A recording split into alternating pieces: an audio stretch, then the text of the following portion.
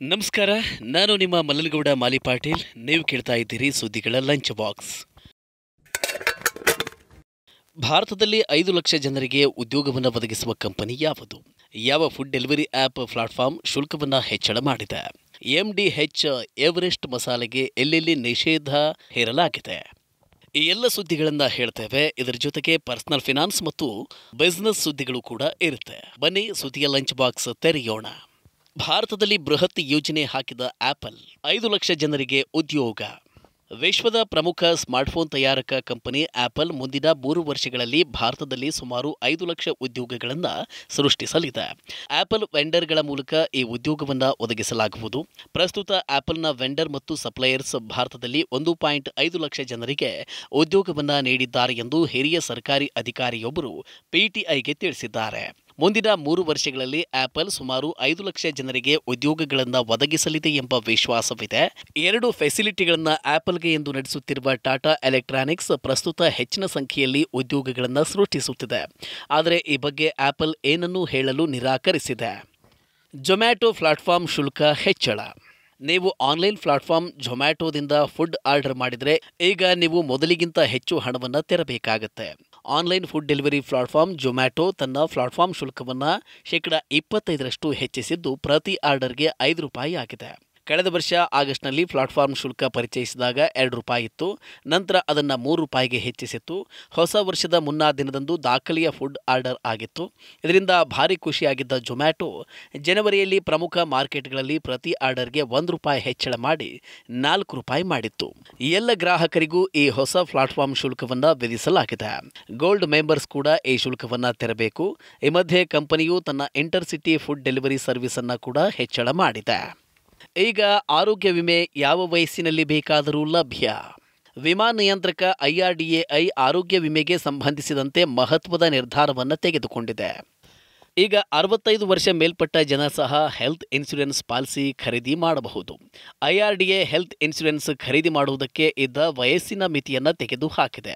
ವೃದ್ಧರಿಗೆ ಇದು ತುಂಬಾ ಅನುಕೂಲಕರವಾಗಿದೆ.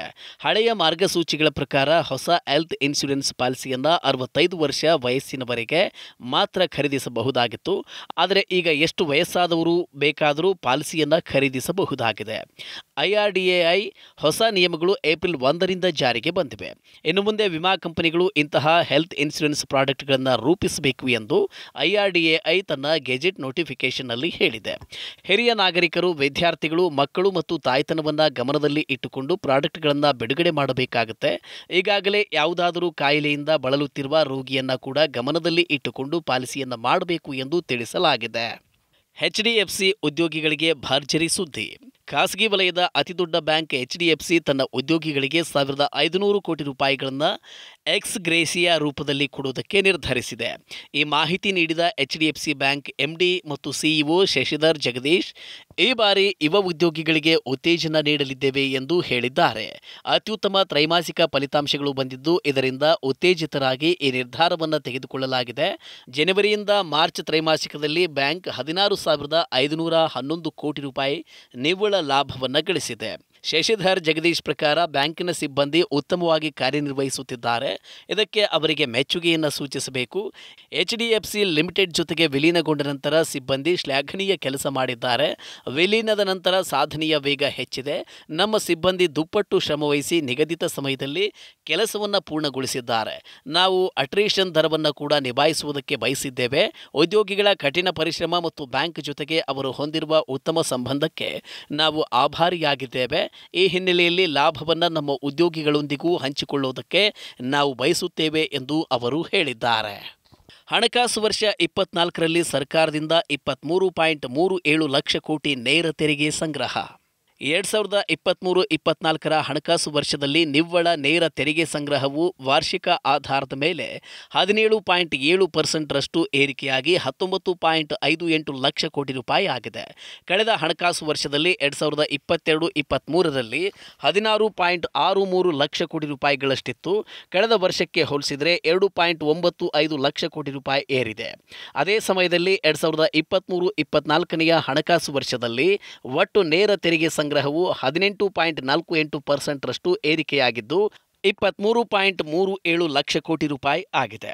2023-24ರ ಹಣಕಾಸು ವರ್ಷದಲ್ಲಿ 3.79 ಲಕ್ಷ ಕೋಟಿ ರೂಪಾಯಿ ಮೌಲ್ಯದ ರೀಫಂಡ್ ಕೂಡ ನೀಡಲಾಗಿದೆ. ಇದು ಕಳೆದ ವರ್ಷಕ್ಕೆ ಹೋಲಿಸಿದರೆ 22.74% ಹೆಚ್ಚಾಗಿದೆ. ಸಿಂಗಾಪುರದ ನಂತರ ಹಾಂಗ್ಕಾಂಗ್ನಲ್ಲೂ MDH ಎವರೆಸ್ಟ್ ಮಸಾಲೆ ನಿಷೇಧ. ಹಾಂಗ್ಕಾಂಗ್ನ ಆಹಾರ ಸುರಕ್ಷತಾ ಇಲಾಖೆ ಈಗ ಭಾರತೀಯ ಕಂಪನಿ MDH ಮತ್ತು ಎವರೆಸ್ಟ್ನ ಕೆಲವು ಪ್ಯಾಕೇಜ್ಡ್ ಮಸಾಲೆಗಳನ್ನು ನಿಷೇಧಿಸಿದೆ. ಇದಕ್ಕೂ ಮುನ್ನ ಸಿಂಗಾಪುರ ಕೂಡ ಇದೇ ಪ್ರಾಡಕ್ಟ್ಗಳನ್ನು ನಿಷೇಧಿಸಿತ್ತು. ಈ ಮಸಾಲೆಗಳಲ್ಲಿ ಕೀಟನಾಶಕ ಎಥಿಲೀನ್ ಆಕ್ಸೈಡ್ ಕಂಡುಬಂದಿದೆ ಎಂದು ಹೇಳಲಾಗಿದೆ. ಹೀಗಾಗಿ ಈ ಮಸಾಲೆಗಳನ್ನು ಬಳಸದಂತೆ ಸೂಚಿಸಲಾಗಿದೆ. MDH ಲಿಮಿಟೆಡ್ ಮತ್ತು ಎವರೆಸ್ಟ್ ಫುಡ್ ಪ್ರಾಡಕ್ಟ್ಸ್ ಲಿಮಿಟೆಡ್ ತಯಾರಿಸಿದ ಸಾಂಬಾರ ಮಸಾಲೆಗಳ ಮಾರಾಟವನ್ನು ಹಾಂಗ್ಕಾಂಗ್ ನಿಷೇಧಿಸಿದೆ. ಎರಡೂ ಕಂಪನಿಗಳ ಈ ಉತ್ಪನ್ನಗಳಲ್ಲಿ ಹೆಚ್ಚಿನ ಪ್ರಮಾಣದ ಕ್ಯಾನ್ಸರ್ ಕಾರಕ ಕೀಟನಾಶಕ ಎಥಿಲೀನ್ ಆಕ್ಸೈಡ್ ಇರೋದರಿಂದ ಈ ನಿರ್ಧಾರವನ್ನು ತೆಗೆದುಕೊಳ್ಳಲಾಗಿದೆ. ಇದು ಕ್ಯಾನ್ಸರ್ ಉಂಟು ಮಾಡುವ ಅಂಶಗಳನ್ನು ಒಳಗೊಂಡಿದೆ. ಮಾಧ್ಯಮದ ವರದಿಗಳ ಪ್ರಕಾರ MDHನ 3 ಉತ್ಪನ್ನಗಳಾದ ಮದ್ರಾಸ್ ಕರಿ ಸಾಂಬಾರ್ ಮಸಾಲಾ ಪೌಡರ್, ಕರಿ ಪೌಡರ್ ಮತ್ತು ಎವರೆಸ್ಟ್ನ ಫಿಶ್ ಕರಿ ಮಸಾಲಾದಲ್ಲಿ ಕೀಟನಾಶಕ ಎಥಿಲೀನ್ ಆಕ್ಸೈಡ್ ಇದೆ ಎಂದು ಹಾಂಗ್ಕಾಂಗ್ನ ಆಹಾರ ನಿಯಂತ್ರಣ ಪ್ರಾಧಿಕಾರದ ಆಹಾರ ಸುರಕ್ಷತೆ ಕೇಂದ್ರ ಹೇಳಿದೆ. ಹೀಗಾಗಿ ವೆಂಡರ್ ಮತ್ತು ಎಕ್ಸ್ಪೋರ್ಟ್ ಮಾಡುವವರಿಂದ ಈ ಪ್ರಾಡಕ್ಟ್ಗಳನ್ನು ಹಿಂಪಡೆಯುವುದಕ್ಕೆ ಪ್ರಾರಂಭಿಸಲಾಗಿದೆ. ಹಾಂಗ್ಕಾಂಗ್ಗೂ ಮುನ್ನ ಸಿಂಗಾಪುರದ ಅಧಿಕಾರಿಗಳು ಸಹ ಇದೇ ಕಾರಣಕ್ಕೆ ಎವರೆಸ್ಟ್ನ ಫಿಶ್ ಕರಿ ಮಸಾಲೆಯನ್ನು ಮಾರುಕಟ್ಟೆಯಿಂದ ಹಿಂಪಡೆಯುವಂತೆ ಆದೇಶ ಹೊರಡಿಸಿದ್ರು. ಜಾನ್ಸನ್ ಅಂಡ್ ಜಾನ್ಸನ್ಗೆ $4.5 ಕೋಟಿ ದಂಡ. ಜಾನ್ಸನ್ ಅಂಡ್ ಜಾನ್ಸನ್ ಬೇಬಿ ಪೌಡರನ್ನು ಇಡೀ ದಿನ ಬಳಸುವುದರಿಂದ ಕ್ಯಾನ್ಸರ್ನಂತಹ ಅನೇಕ ರೋಗಗಳು ಹರಡುವ ಪ್ರಕರಣಗಳು ಬೆಳಕಿಗೆ ಬರುತ್ತವೆ. ಜಾನ್ಸನ್ ಅಂಡ್ ಜಾನ್ಸನ್ ವಿರುದ್ಧ US ನ್ಯಾಯಾಲಯಗಳಲ್ಲಿ ಹಲವಾರು ಪ್ರಕರಣಗಳು ನಡೆಯುತ್ತಿವೆ. ಇದೇ ವೇಳೆ ಅಮೆರಿಕದ ಮಹಿಳೆಯೊಬ್ಬರು ಕಂಪನಿಯ ಪೌಡರ್ನಿಂದ ಕ್ಯಾನ್ಸರ್ ಬರುವ ಅಪಾಯವಿದೆ ಎಂದು ಆರೋಪಿಸಿ ನ್ಯಾಯಾಲಯದಲ್ಲಿ ಪ್ರಕರಣವನ್ನು ದಾಖಲಿಸಿದರು. ಸುದೀರ್ಘ ವಿಚಾರಣೆ ನಡೆಸಿದ ನ್ಯಾಯಾಲಯ ಜಾನ್ಸನ್ ಅಂಡ್ ಜಾನ್ಸನ್ ಮತ್ತು ಕೆನ್ವಿವ್ಗೆ $4.5 ಕೋಟಿ ದಂಡವನ್ನು ವಿಧಿಸಿದೆ. ಈ ಪ್ರಕರಣದ ವಿಚಾರಣೆ ಸುಮಾರು 10 ವರ್ಷಗಳ ಕಾಲ ನಡೆಯಿತು. ಕಂಪನಿಯು ಮಾರಾಟ ಮಾಡುವ ಟಾಲ್ಕಮ್ ಬೇಬಿ ಪೌಡರ್ನಲ್ಲಿ ಆಸ್ಬೆಸ್ಟೋಸ್ ಅಂಶವಿದ್ದು ಇದು ಕ್ಯಾನ್ಸರ್ ಮತ್ತು ಸಾವಿಗೆ ಕಾರಣವಾಗುತ್ತದೆ ಎಂದು ನ್ಯಾಯಾಲಯ ಹೇಳಿದೆ. ಇದಿಷ್ಟು ಇಂದಿನ ಸುದ್ದಿಗಳ ಲಂಚ್ ಬಾಕ್ಸ್. ಷೇರು ಮಾರುಕಟ್ಟೆ, ಮ್ಯೂಚುವಲ್ ಫಂಡ್, ಇನ್ಶೂರೆನ್ಸ್ ಹಾಗೂ ಪರ್ಸನಲ್ ಫೈನಾನ್ಸ್ಗೆ ಸಂಬಂಧಿಸಿದ ನಿಮ್ಮ ಎಲ್ಲ ಪ್ರಶ್ನೆಗಳಿಗೆ ತಜ್ಞರಿಂದ ಉತ್ತರ ಹಾಗೂ ಸಲಹೆ ಪಡೆದುಕೊಳ್ಳುವುದಕ್ಕೆ ಈಗಲೇ ಡೌನ್ಲೋಡ್ ಮಾಡಿ Money9 ಆ್ಯಪ್. ಮತ್ತಷ್ಟು ಅಪ್ಡೇಟ್ಗಳೊಂದಿಗೆ ಮತ್ತೆ ಭೇಟಿಯಾಗೋಣ. ನಮಸ್ಕಾರ.